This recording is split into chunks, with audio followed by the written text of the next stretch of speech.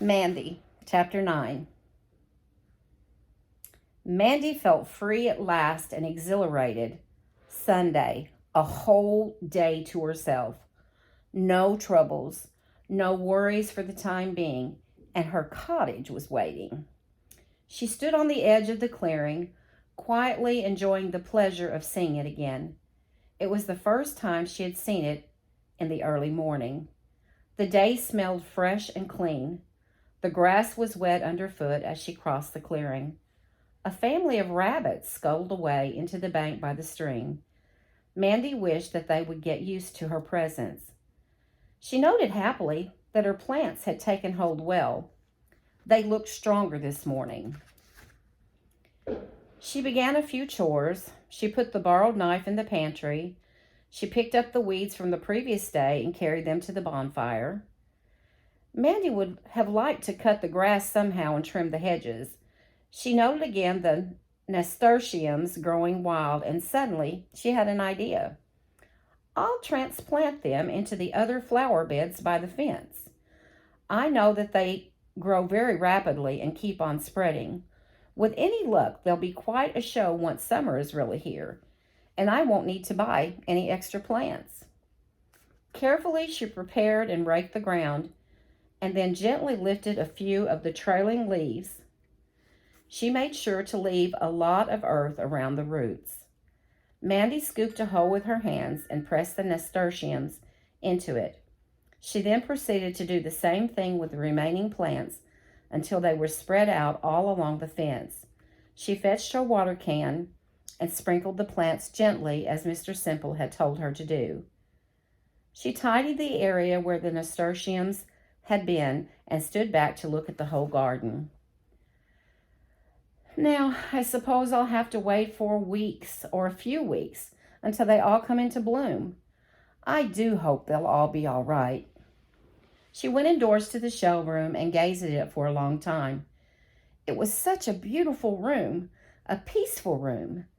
Mandy felt calm and untroubled as she lovingly fingered the pretty shells. They were very dusty.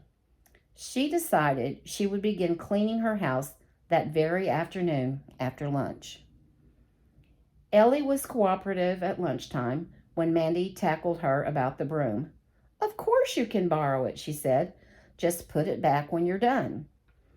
Alice called to Mandy just as lunch was finished. I have something for you. She produced a roll of muslin and a small, rather old saucepan. Will these do? Mandy reached up and hugged her. Oh, Alice, that is super. Thank you. She raced back to the cottage, almost tripping over the broom in her haste and excitement. It was a perfect afternoon for being indoors. The gray skies had become even grayer, and soon it started to rain. Mandy swept the shell room out thoroughly. She lifted the brush and pulled down all the cobwebs and went over the window frames. She brushed the shells as best she could and then used one of her dusters to clean them a little more thoroughly. She brushed through into the main room, up the staircase and down again, and into the kitchen. All the debris went out the back door. A lot of dust had risen and settled back onto the stair rail and the window ledges. Mandy ran to the stream and dipped a fresh piece of muslin into the water and wrung it out. She wiped the dusty areas once again. She cleaned the pantry shelves, and then she washed out her dusters and hung them over the edge of the sink to dry. She felt grubby by the time she had finished, but was very pleased with herself. It was getting dark, and Mandy was amazed how the time had flown. She decided to wait for the rain to ease off a little, so she stood by the window, looking out at the dripping trees. It felt good to be snug and cozy inside, with a roof over her head to protect her. It would be even better when she could collect some wood to get on the fire. A little sparrow was trying to take a bath in the puddle that had formed in the center of one of the flagstones in the pathway. Mandy watched with delight as the tiny creature fluffed himself out and hunched himself down with much ruffling and shaking of his feathers. He's like a small engine when he gets going, she marveled. I shall bring some bread tomorrow after school so that I can feed him. Maybe, maybe I'll even build a birdhouse one day. Chapter 10.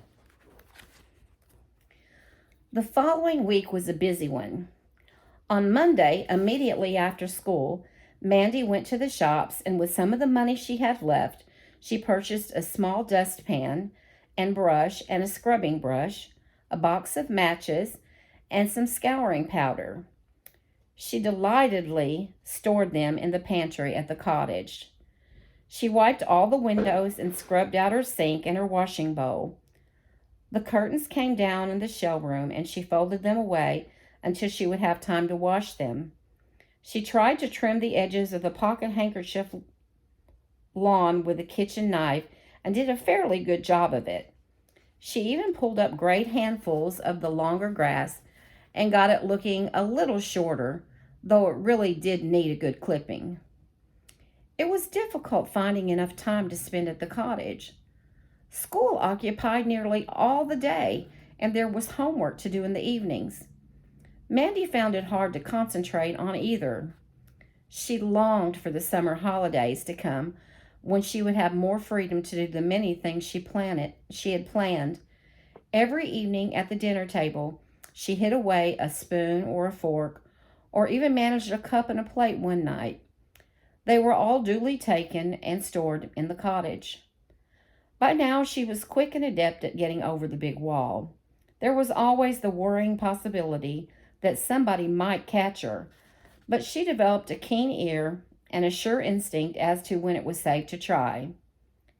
Nevertheless, it was always a bother to climb it, especially when she was carrying things. She wished she could find a better way to get to the cottage. Mandy collected firewood every chance that she had. Walking to the cottage each day, she picked up any log or small twig that might eventually help keep a fire going. She made a wood pile against the wall just outside the kitchen door.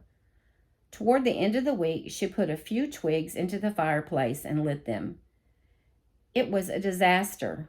Clouds of smoke filled the room, covering the newly cleaned shelves and windows with a fine layer of dust. Mandy coughed and spluttered and ran outside the cottage to catch her breath. Her eyes were streaming with tears. She waited until the smoke subsided, praying that the chimney wouldn't catch fire. Finally, she went back indoors and tentatively examined the fireplace. Perhaps there was a damper or something that she should have opened. Getting on her hands and knees, she peered up the chimney and groped about for a possible handle. She was instantly doused with a liberal amount of soot. Oh, gosh! Mandy brushed her clothes in disgust. Matron is going to be furious. She would have to bathe and change as quickly as possible. But for the moment, she was more determined than ever to find out why the chimney spoke so badly. There was no handle or damper, so obviously the trouble came from another source. Mandy went outside once more. One side of the cottage roof sloped down to the hill by the stream. It was an easy matter to climb the hill and make a small jump onto the roof. Unsteadily, Mandy made her way up toward the chimney, dislodging the loose tiles and sending them skittering down to crash on the grass below. She made it safely to the rooftop and immediately saw the cause of her smoking fireplace. It was a bird's nest, perfectly formed and completely blocking the top of the chimney. It seemed like an old nest, and Mandy was glad. She wouldn't have had the heart to remove it if there were eggs in it. She lifted up the mass of twigs and straw and looked down into the chimney to make sure there were no other obstructions. There were none. And so now Mandy had a fireplace that finally worked and a room so covered with smoke that it needed cleaning all over again. But it didn't matter. It was part of the fun of putting her house in order. That night, Mandy bathed and put her dirty clothes in the linen basket. She congratulated herself on being smart enough to avoid any comment on her disheveled appearance. It was a surprise, therefore, when Sue turned to her at bedtime and said in a shocked voice, "Pooh, Mandy, you smell like you've been in a bonfire." "What do you mean?" Mandy was startled. She sniffed the air and then pointed. "It's your hair. It's covered with bits of soot. Where have you been?" Mandy thought wildly for a moment, then realized that Sue had unwittingly supplied an answer. "It was a bonfire," she said. "I was helping Jake today." Sue accepted the explanation. "Well, you sure do smell," was all she said in reply. Mandy suddenly saw the funny side of the situation. Long after the lights were out, she lay in bed, giggling helplessly, stuffing the pillow into her mouth for fear that she would give herself away.